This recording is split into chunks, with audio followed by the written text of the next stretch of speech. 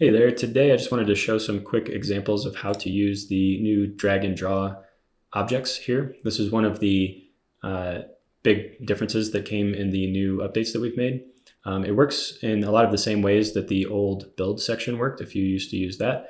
You can do all of the same things with it. It's just that the objects are added a little bit differently. So I'll go through some different ways to use them and things that they can do.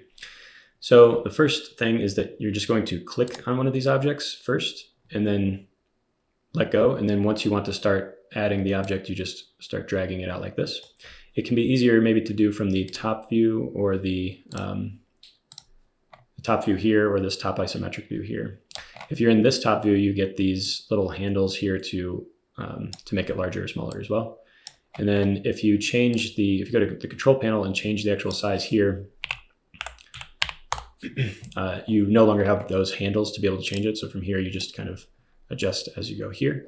You can also set the position by any of these default options. So you could set the position by dragging these, or you could set it by default to say center, and then it'll center it right on the red line there.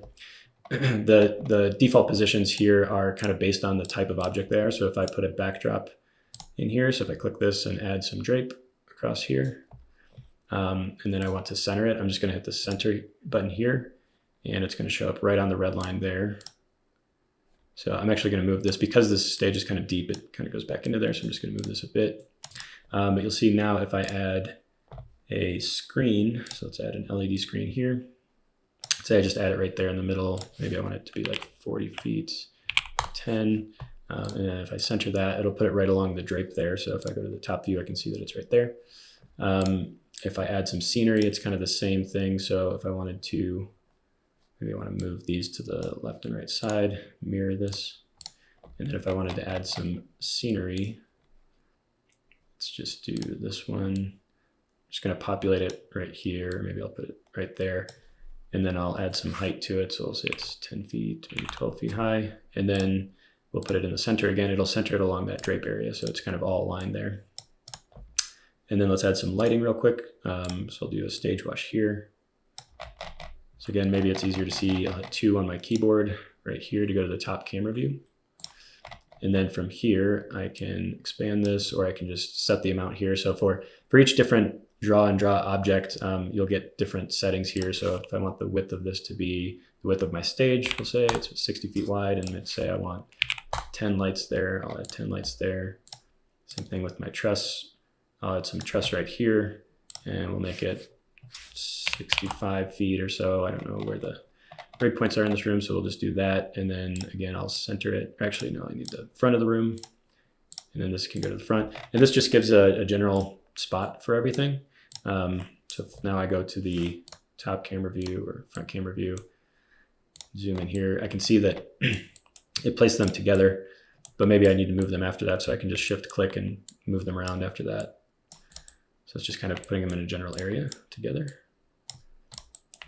And then from there, I can always adjust this here. Same thing with, let's say we want to add some lighting along the drape. So I'm just going to drag this along here. And again, I want them to be right along the drape line. So I'm just going to hit center, and we'll spread them out a little more. And we'll add a little more, something like that. Cool. All right, so we have that for now. And I'll show you real quick as well. Let me turn the lighting down a tad. If we want to create some additional pieces by just dragging them in. So let's say we wanted a truss piece here, and we wanted to set it to be 2 feet. And I'll lock that. And then I want to duplicate it and create a group here. So I'm just going to shift click both of them, group them together, and then we'll have this new update here, which will allow us to scale this group all as one. So now if I say I just want to scale the height, maybe I could just scale the whole thing as one. The kind of one of the outliers real quick I'll talk about is the Fastfold screen here. Because this screen is kind of versatile and you can do a lot of different things with it, we're probably going to remove it from this drag and draw section, and it's going to be a little bit different. Right now you can type in the exact dimensions you want, or you can use this screen section here. So if I go into more settings, I can see the sort of standard sizes that I could use. These are all in 16:9. But if I wanted a 4:3 ratio or a custom, maybe a widescreen, I can just type those numbers right in here and that will update and it'll be the correct size for the screen. But we'd also like to add some options to remove the like the valance and the skirting and the two arms of the Fastfold screen. So we'll work on that as well, and that will come up. But if you do ever want to kind of create that look without the skirting around, you can kind of custom make that. You could use, let's say, this screen with no stand here. I could just drag this out. Say I wanted a 16:9 screen here. And from here, I could maybe drag in some drape panels and kind of scale them as needed. So if I wanted just skirting, I might just put, some skirting on the bottom like this.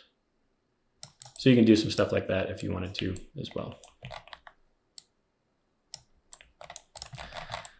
Anyways, that is it for this video, just kind of touching that one topic there. If you have any questions about that or any other things or any ideas, feedback, anything like that, just let us know and we'll go from there. Thanks.